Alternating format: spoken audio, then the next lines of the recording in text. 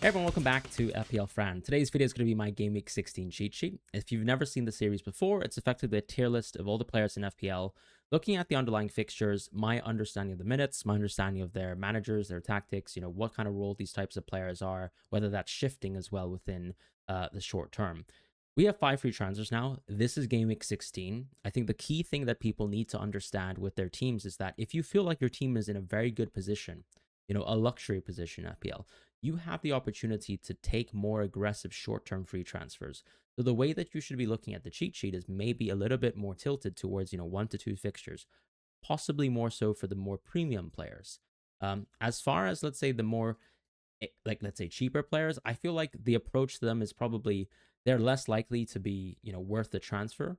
Unless, of course, you need to cover specific fixture gaps. Like, for example, this week, you have awesome fixtures for players like Stack, arguably a decent one for Lefay, or a decent one for Anderson. Whereas, of course, Dewsbury Hall himself doesn't have great fixtures in the next 2 games, but then has a great run starting from Game Week 18. That's something to point out. On top of that, I think if you have a bit of a weaker team, you still should take the approach of I'm trying to rebuild my team. The 5 free transfers is a gift. Let me use it and think a little bit longer term about the fixtures. So, as I said, whilst most of the game I think is moving a little bit more short term in terms of transfers, and I think it's okay. Take your foot off the gas a little bit. Don't be as patient as in the past, because that's what this security blanket is for. Other than that, I just want to say, if you haven't subscribed to the channel and you're enjoying the cheat sheet series, you like the content that I'm pushing out, please feel free to subscribe. I am asking specifically on this period where I'm doing quite well. It is a great phase to sort of grow the channel, and that's it, right? Please do subscribe if you like the content, and that's it. No more. Let's just jump into the midfield segment. Now, a lot of the players here, it's going to be hard to actually choose which one is the best, but I feel like all you need to do is look at all the other players in your team and think about fixture rotation. The whole point of players like Stack, the whole point of players like Lefay, when you kind of look at, for example, expected points projections on, models like Fantasy Football Hub, which you can use in the link in description below, to kind of see the expected points of players, is that these types of players are kind of expecting almost like a baseline of, let's say, 4 points per week on a really good fixture. So on paper, they are, I think, very close to, let's say, some of these top DEFCON defenders with a decent game.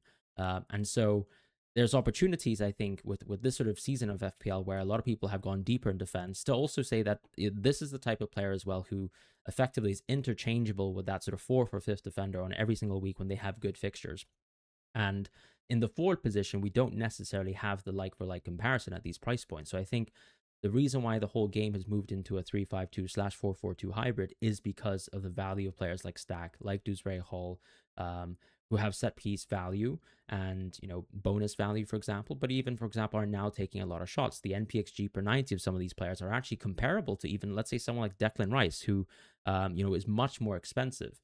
At the same time, Lefay, for example, has penalty share, which is why I think even though his open play value is not exactly the best, that's why I still hold him in a lot of high esteem. He also has slightly better sort of CBRIT per 90 numbers, although he plays less minutes than a Stack or a Dewsbury Hall if they're fit. Weaver, I don't really like just because he is a DEFCON magnet, but other than that, I'm not really sure there's too many routes towards points for him. He doesn't have, for example, the intangibles like set pieces either all the time. As far as Anderson, I do quite like him as a pick still. This is because the DEFCON baselines are incredible, but he has a little bit more open play value. And also, I think just generally cleaner fixtures, right? If you go back to Weaver for a second, the reason why I've probably not given him a lift is because I still think that the Brighton games are very hard to sort of manage.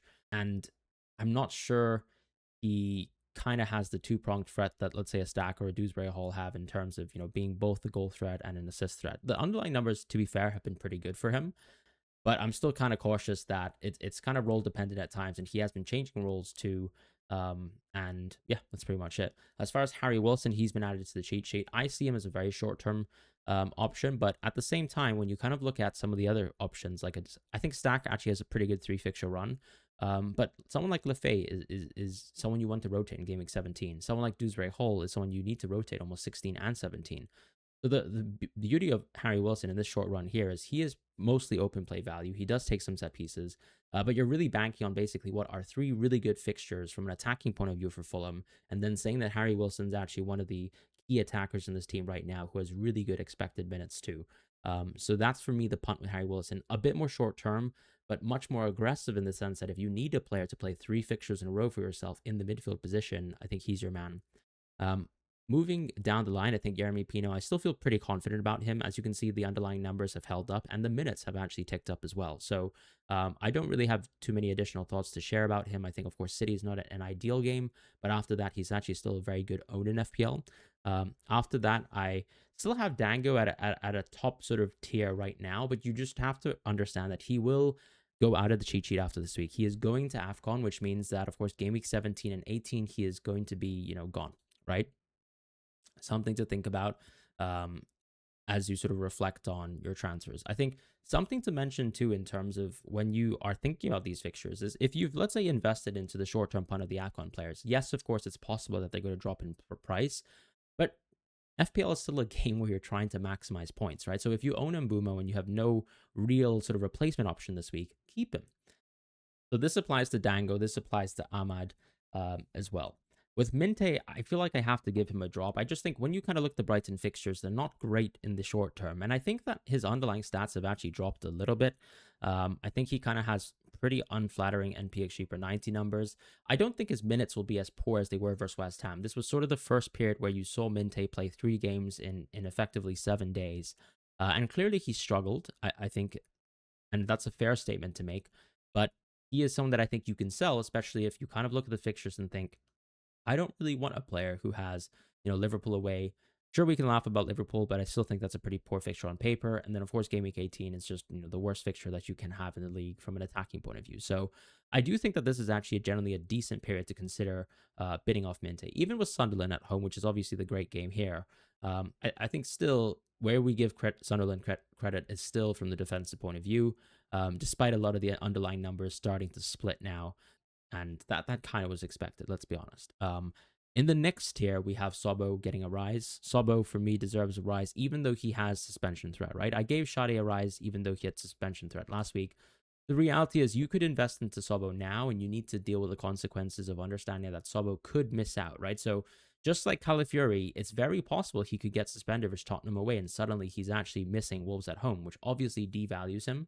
But I think he's still a good, unique play where generally the fixtures are really good. If he can obviously stave off suspension, he is, by far and away one of the best picks at this price point, and a very easy replacement for players like Njai, right? Where this is the week where you should sell Njai, not when he goes off to AFCON, because I don't think Chelsea away really gives you any sort of advantages. This is a week to sell someone like that. With Enzo, I still think he's actually still an appealing pick in terms of the underlying stats look quite good. I don't think I can ever make him green with the fixture run that Chelsea have, but I also don't want to sort of de-rank him too hard because I think he's just performed really well. With Bruno G, his form does feel a little bit unsustainable. When you look at the underlying stats here and you compare him to some of the peers within this price category, or even, let's say, even cheaper price categories, it's not like he's some sort of DEFCON beast, but he is sort of a jack of all trades, master of none, and in a way, he's also just, I don't know, scored a free kick, direct corner, and I mean, what can you do sometimes? This is still someone who had good fixtures, and so the expectations for him to do well were there.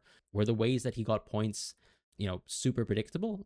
No, but I think this is still a very decent pick, and very, very kind of similar to Bryce in that aspect. Outside of, let's say, I think slightly worse DEFCON numbers, and not the same sort of set piece threat as well. But in just in terms of he has a decent baseline, could be good at everything, so slightly higher floor but lower ceiling, right?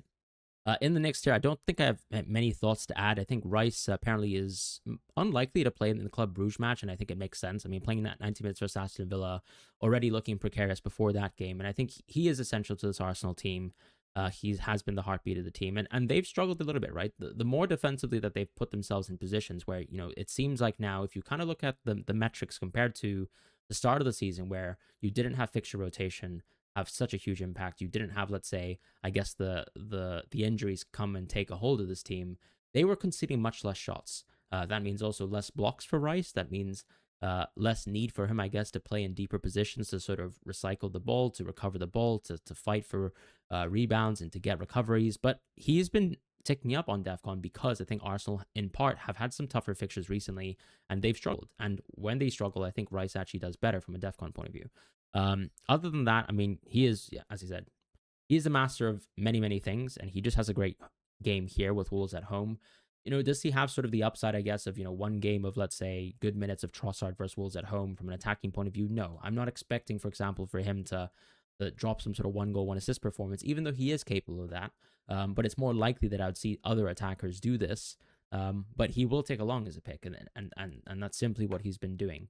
The conundrum always is going to be, I suppose, going forwards, whether you own Saka or not. And then second of all, whether you own double Arsenal defense. I still think that all routes are quite viable. And it really just depends on, let's say, if you've got a lot of good defenders this week, you might not want to necessarily upgrade to Arsenal defense. Whereas if you have weaker defenders this week, that option is kind of there for you. For example, with my own team context, I've got Mbumo. So I don't really feel like the need to go for Rice because I almost feel like that's a bit side grady for this specific week alone. Whereas, of course, an Arsenal defender is better than any of my other defenders in expected points. And I just get a natural gain there for going for an Arsenal defender. So the conundrum is still there. And I think it is always team dependent. So if you have the opposite situation like myself and you don't have someone like Mbumo, then, there's an opportunity here to go for Rice as well because he's going to be a decent long-term pick. Shade, unfortunately, of course, is suspended for Gameweek 16, so keep that in mind. But for me, I think he generally has a pretty good fixture run after that. Semenyo, I still have to keep him as yellow. I think I'm actually going to bring him back to being a green tier pick in Gameweek 17. I'm personally angling for a Semenyo transfer myself. We're struggling for options in the midfield, and he is one of the better options. The underlying stats still look pretty premium in the sense that when you look at the NPXG per 90, there's not too many players here who play 95 minutes every single game who actually can kind of compete with the numbers that he's posting, right? This is still players like Mbumo who are close, Foden who are close, Saka who doesn't play 90 minutes, Enzo who is going to have tougher fixtures, so let's see how he manages, and Dango, of course, who's just leaving for AFCON, right? So he's one of the more premium goal-oriented players within the midfield, and I think he's going to make sense as a transfer very, very shortly. Eze, for me, gets a drop because you're starting to see the minutes almost kind of hurt him. I think if he gets rested for Club Brugge, there's a great whole opportunity here for Wolves at home. But what I'm trying to say is that I still think that he's the type of transfer where if you view Arsenal as, let's say, the types of players or the types of picks that you want to hold for the medium to long term, it doesn't really make too much sense to keep Eze within your team. Or to invest into buying Eze. Whereas obviously, if you want to keep Eze in your team and you feel like there's an angle here for him to start Wolves at home, depending on whatever lineup they come up with for Club Brugge, I think, of course, that's where it makes sense to keep Eze. And then maybe you can reconsider selling Eze in the future, because that's sort of what I'm suggesting, that he's much more of a short-term own than some of the other Arsenal picks in the game who have much more guaranteed minutes. Foden, I don't really need to touch on. Mbumo's going to leave us for AFCON as well. Bruno, Saka for me are the best midfielders in the game right now, and that's simply because Palmer I just don't think is going to have enough minutes over this period to really sustain being a good pick, especially over December as he starts to rebuild his fitness. Yes, of course, it's not like Saka's minutes himself have been incredible, but I think the pro here with someone like Rice is you can see him play, see him build up fitness, and I think that the way that you'd probably play it is if you own Saka now, it's such a simple and easy transfer to move into Palmer, probably, game week 20 plus. And, when you look at some of the Chelsea fixtures in the near term, like, for example, Newcastle away, they kind of mirror some of the Arsenal fixtures, but they're slightly worse. For example, game week 16 is a much better Arsenal game than, let's say, Chelsea's Everton at home, especially, without Caicedo. And then in game week 18, I'd probably rather have Brighton at home once again from a Saka perspective versus an Aston Villa at home. In the next tier, in the forward position, I've added Calvert-Lewin. I did mention that depending on, let's say, what happened to Nemeka's injuries and how he sort of manages that, and Calvert-Lewin, of course, and how he managed his potential injury, these players could be joining the cheat sheet again. I think Calvert-Lewin has had really good underlying stats this season. His minutes have looked really good as of late as well, outside of, injuries and what that impact is. He's been scoring goals, so the criticism of him scoring goals, yes, of course, some are penalties, but he's there, and he will get chances, and he will eventually score some of them, even though he's not the best finisher around. And he is at a very unique price point where I think if you really sort of want some sort of flexibility, and I guess Calvert-Lewin fits in your team in some sort of way, of course he could make sense. But I go back to my point in the midfield segment where I think players like Anton Stack and Dewsbury Hall are all absolutely incredible, even Lefay, right? So those players being at cheaper price points still, to me, scream to suggest a 3-5-2 is better generally in this game, especially since most weeks when I'm suggesting you have a 3-5-2, you could even go 5-4-1 at times, or you could even go 4-4-2 at times. So yeah, that's all I'm going to say on Calvert-Lewin. Barry, I've added to the cheat sheet. I mean, no interest in him in terms of 16-17, but he's got a lot of starts in a row. He finally scored his first Premier League goal. I'm not suggesting that he's some sort of good option, but from Gameweek 18, there will be considerations for someone like this if he continues to just notch on starts, continues to get really good minutes. Last match, I think he got subbed fairly early. So let's sort of monitor that situation. But that, of course, was sort of a lot of minutes played within 1 week. And I think, Beto is a little bit further out of the picture in terms of, are they sort of rotating positions and who's actually going to consistently start games? I think Moyes is pretty much back to Barry as being his main man. Raul gets a rise. I think he's a competing option. Just because now Thiago has such a big price gap versus Raul, and Raul actually has 3 great fixtures in a row, I think this is sort of an angle that a lot of people can consider where his effective ownership is extremely low. If you have a good risk appetite and you want to kind of combat the Thiago ownership, I suppose Raul is probably your best bet in the forward position. I still personally prefer Thiago because I think I also kind of like Brentford's attack a little bit more. But you could make the argument that, let's say, when Dango leaves for AFCON, which obviously is kind of similar to, I guess, Chukwueze leaving, to AFCON as well, like that some of these players will struggle, but at the end of the day, they're sort of still focal points of their teams. They're still in the right positions at times, not absolutely stellar underlying stats, but they still have penalties compared to some of the other options or better minutes. And that's simply because, of course, Muniz is out for a long time now with the surgery that he's had. And I think the expectation that he's probably going to be back, maybe, let's say, training in January, which probably means we'll only really see him come back to playing football in February. With the next tier, I've given Waltermott a drop, Bowen a rise. Bowen, of course, has a tough fixture in Game Week 17, so I'm not sure necessarily Game Week 16 is the best window to jump back into Bowen. At the same time, as I said, I think the meta shift in the game is actually people progressively moving to a 3-5-2 structure. So it's kind of hard to foresee how people will be going for something like Haaland plus maybe, one of the 6-point mid forwards rather, and actually going for, let's say, a Bowen to top it all off, which some people obviously are already within that structure. So say you own Waltermott right now. I think it actually could make sense to maybe go Waltermott and hold him for the next 2 weeks and then actually pivot towards Bowen in Game Week 18 if you do want to maintain that structure of having 3 forwards.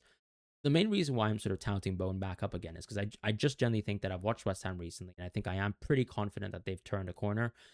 Even sort of Wilson in the team, playing an actual midfield pairing that actually works and isn't Sochak and Irving. I know I've mentioned a couple times, but these things, I've proven to have worked. Mateus Fernandes is playing really well. Potts too. They have a bit more depth with Magasa as well. I just like how West Ham are looking as a team. And Bowen, of course, has, he's got an attacking returns as of late already with some pretty tough fixtures. And I think as the fixture run gets better with Game Week 18, we can definitely consider him as a pretty serious transfer option in. Otherwise, we have the 2 Liverpool forwards that have joined the cheat sheet as well. Ekitike and Isak are the 2 options right now that are interesting. The problem for me is still the price point piece and the minutes piece. Yes, of course, Gakpo's out for a few weeks, so that means that these players will have to play more minutes no matter what. However, I think the concern is, who's on penalties. I think Isak is on penalties, which means that, of course, he probably just about is interesting at the 10.4 option. But I probably would consider these Liverpool transfers as maybe buys instead on Game Week 18. Right? If we go back to the midfield position where you're spending, let's say, that sort of 10 million price point, right? So players like Saka, players like Palmer. I think I'd still prefer Saka, right? Wolves at home in this week. So why would you go for Isak now? You probably can't afford Isak. With Ekitike, he's also very expensive. There's not many midfielders in the game that you're even spending that much money on, who probably even play like less minutes compared to him, and will also struggle, I think, in terms of producing very consistent numbers from the forward position. Because I think if Ekitike, for example, will have to manage this period, maybe, and they could play a 4-4-2.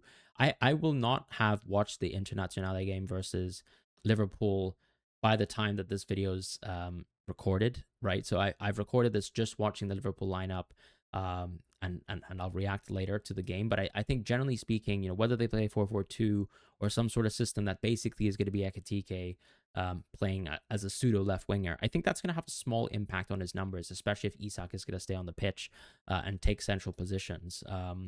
That's all I'm really going to say there. I think also another thing with Ekitike, unfortunately, is that regardless of, let's say, whether there's been injuries or whether there's not, he still has been a pretty early sub within games. Like Slot really does like substituting him at 75, 78 minutes. Potentially that's protecting the player, and maybe he can change that sort of viewpoint in terms of how he manages Ekitike as he's, run into the ground with options injured or options, of course, soiling their connection with their club. I'm not commenting really on that, but that's going to have an impact on Ekitike and his sort of ceiling of return. So I feel like that's something I'm not so keen on. And still, from a price point perspective, it does feel a bit much, considering that Liverpool have dropped in our expectations across the board. Even whether it's defense, where they're sort of mid-table, and whether it's attack, where the idea for Liverpool as a team, I think that coming into this season is we still view them as very much the best attack in the league, and so far their stats are pretty close to, let's say, a Chelsea or Crystal Palace so far this season in sort of the XG numbers. So they've dropped in the pecking order and are no longer, for example, clearly the best attack. So do they really justify the price point? I'm not so sure, but the fixture run is great. In defense, I don't think I have too many movements to suggest. I've given Mukiele a boost because I think he's set himself apart, even against Alderete, as sort of the best def corner within the Sunderland team, despite sort of the different roles that he can operate within the squad. I think the long throw factor is also very nice in terms of like bonus and things like that. I have taken Ballard as well off the cheat sheet because I think as they slip and slip in terms of the underlying stats for numbers, for defense, there's probably less of a reason to spend more money on these types of defenders. These are sort of rotating defenders that you have, and you don't really want to be spending too much. And I think maybe whilst the 0.1 or the 0.2 is worth it over, let's say, a Rodon or an Alderete or even a Stev, that's about it for me. In the next tier, I've actually given, I've reintroduced Keane back into the cheat sheet. I thought maybe the injury could be, him actually missing out Nottingham Forest at home. As it turns out, it seems like he was able to play that game and he was fine. I would like to understand what the injury is a little bit. A good point that, that Benji on Spaces sort of talked to me about was actually, maybe this injury isn't necessarily just an injury, but more so maybe Keane struggling to manage three fixtures within a week. Maybe I'm conjecturing here, but I think that's a pretty valid argument as we head into a very sort of still very fixture dense period in the back half of December. So something to think about, especially when, as I've been saying, Everton have a great fixture run from Gameweek 18. So whilst you're shopping for, let's say, someone like Keane and he's the target, I mean, what if he actually misses a fixture on this run? Is Tarkowski better from that perspective? Something to consider, even though, the DEFCON numbers, I think are way too close to say that it makes sense to spend that additional 0.8 million currently on Tarkowski. And I think these are very similar, going back to the arguments of, a Lacroix versus a Richards as well, right? That sort of classic argument. In fact, right now, just to touch on this, Richards is finally level with Lacroix in terms of DEFCON per 90. And, I think that's also why I've given Lacroix a drop, whereas Richards for me still remains top.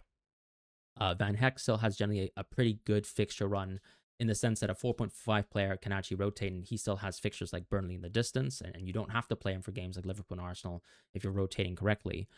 Anderson has, impeccable fixtures, really good DEFCON numbers, so there's not much to be said there. Vandenberg has a longer fixture run as well compared to, let's say, Anderson. And actually, Brentford's underlying stats are very close to, let's say, a team like Fulham. So there's not much to separate the two other than the fact that Vandenberg is much worse at DEFCON than Anderson. With Cash, I think he deserves a rise. Aston Villa looked like a team that's surging.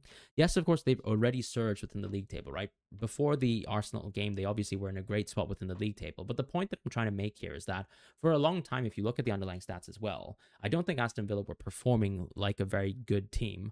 But just as, for example, they hit this fixture crunch, which was, Brighton away, Arsenal at home, they've played excessively well. And it seems like they've turned a corner in terms of just actually the underlying football now is kind of corresponding to their league position, which is interesting, right? If they can kind of maintain good performances now, I just feel like we have so much more faith and confidence in the team compared to, let's say, the period where I think they were overperforming a touch. And I didn't feel super comfortable sort of backing a lot of the Aston Villa picks, even though, of course, free at 13, it was a bit obvious because of just Wolves as a fixture. So Cash for me gets a rise because I still think, the attacking threat is absolutely there. I mean, that goal versus Arsenal was great. And I mean, who doesn't love a guy who actually occupies these sorts of positions? So going back to like someone like Munoz in the game, you just love that in FPL. Forget sort of the CBIT numbers. He is your classic kind of attacking option. The Goalkeepers probably a little bit late on the cheat sheet. I actually talked about him on my live stream as a free hit option, but I think the tricky thing is, what is going on with Matoma, right? I don't know what Fabian Hertzler has to say. He just seemingly has no grasp on the ability to sort of meaningfully convey when people are back from injury. But De Kuiper's interesting. I think the issue with him, of course, is as let's say Brighton's performance, get worse and worse if possible, which they have over the last two games. Players who are already starting games, might get rotated out. So I just don't have the confidence in saying De Kuiper is going to be a consistently good sort of left wing starting pick, as we go forwards. In the next tier, though, I've added Hincapié towards the cheat sheet. I really should have added him last week, but I think, ahead of Aston Villa away, I'm not really the type of manager who likes to kind of add someone for a really poor fixture, even though I think he's a pretty sensible pick because it just didn't make sense to transfer that much for me from that perspective. But it doesn't seem like the Saliba news is that positive. I kind of thought we'd get Saliba a lot sooner because I think the sort of update that we got post the Bayern match was a little bit more positive, and it doesn't seem like he's close to coming back. If anything, players like Rice and Trossard who missed training, there's talks about them training indoors, whereas I don't really hear that news about Saliba, and that just makes Hincapié, super nailed or uber nailed to an extent, where of course even Timber has to play right center back, and then no one's really occupying left center back. Not to mention, of course, with the Wolves at home game, Calafiori is suspended, so there's almost no world where Hincapié doesn't play. So he's absolutely going to start this game, and he's one of the cheapest Arsenal defenders. Now, I could also add White to the cheat sheet. Someone's going to ask, why don't you have White? And I think that's fair. But in reality, too, I think, what I struggle with here in terms of this position is most likely, I feel like if, let's say, a Saliba comes back into the team, I think Hincapié would still be fine for minutes. I think maybe White would lose out there. I find it a little bit unlikely that Saliba and Timber would play as a pair over, let's say, just simply playing Hincapié, who's left-footed. I could be wrong, but my initial predictions when Gabriel was out was that Hincapié would slot right in, and he has. I wouldn't say he's been amazing, but he's actually gotten some decent DEFCON numbers, and as long as you think he plays for Arsenal, he's a good pick. Lacroix gets a drop because I think the Crystal Palace fixture is getting a bit worse. They are getting to the point where, as I said, this is a luxury transfer sort of territory where, of course, if you're moving away from Lacroix, it's probably because maybe you just need a little bit more money back, right? Richards gives you that. Even though Guehi's sort of risen, and he's kind of deserved it because I just think the theme about Guehi is he able to sustain these absolutely mental attacking numbers that he's had just purely almost by being one of the best set piece threats in the league, and so far he's maintained that. O'Reilly's just incredible because he's such a good attacking pick. Chalobah gets a rise, Nunez gets a rise as well. I just think their minutes just feel really safe in terms of Nunez, and then with Chalobah, I mean, I've been very impressed by Chelsea defense. So whilst the defensive numbers, the fixtures actually from Chelsea have actually been quite tough. I think they've just been really impressive as a defense. Obviously, they did capitulate versus Leeds. Caicedo will be back soon. And yeah, of course, Newcastle and Aston Villa aren't particularly good games. But yeah, I think that the Chelsea defensive numbers look really solid. And I think we can always advocate Chalobah as a very good nailed Chelsea pick. With Tia, I've given him a drop. People are asking about Burn. I feel like they're kind of interchangeable as picks. I think it was just fortunate that Burn got subbed versus Burnley. That doesn't mean Burn's a better pick than Tia. I don't think there's much to separate them because the price points are close now. But I don't really particularly rate Newcastle that much as a team, or rather even the sort of fixture run that's coming up ahead, because I think there are tough fixtures here. And unfortunately, the good games are gone in the short term, right? There's obviously going to be a Burnley fixture in the distance, but because you have short-term transfers, why do you technically need to hold on to a Newcastle player now? I'm not really sure if there's a great point for that. Whereas, of course, with someone like Senesi, at least you've got Burnley at home, and maybe he deserves a rise, but I have an asterisk around him because I'm not sure if he's fit and available to play. Kind of similar to Delict. With Calafiori, of course, with him being suspended in Gameweek 16, that unfortunately just deranks him as a pick, right? Because that's probably the type of game where you think, if you're, let's say, ignoring Gameweek 16, I'm not sure if Triple Arsenal is the most, optimal way, I suppose, to play the game, in the sense that, do you need to prioritize having a team that has Triple Arsenal post Wolves at home? I don't think so, to be honest. I think you can spend transfers towards other players. Like, for example, a Bournemouth player might be more interesting as a transfer in Gameweek 17 because it's Burnley at home. And then, of course, it continues with Everton versus Burnley away in Gameweek 18. And those fixture runs might be a little bit more enticing for you. So just something I wanted to mention there. Munoz, I still think is a top pick. Unfortunately, of course, we don't really know exactly what this injury situation is going to sort of amount to. He's clearly struggling with his knee. And yeah, I mean, he's also in 4 yellow cards, so there's a bit of an asterisk there. I think this is a window where, once again, luxury transfers dictate that you can sell Munoz this week. If you wanted to sort of ship him out for an Arsenal defender, I kind of get the logic. Equally, if you wanted to hold on to him because you're pretty confident he's going to start, and let's say he gets rested midweek and you feel pretty good about it, I think that's perfectly fine. This is sort of the place that we're at with FPL, where I think people can afford these luxury transfers. With Virgil, because he has fixtures like Wolves at home in the distance, because he can still sort of get that sort of DEFCON baseline in the bank quite easily, I still think he's a very solid pick.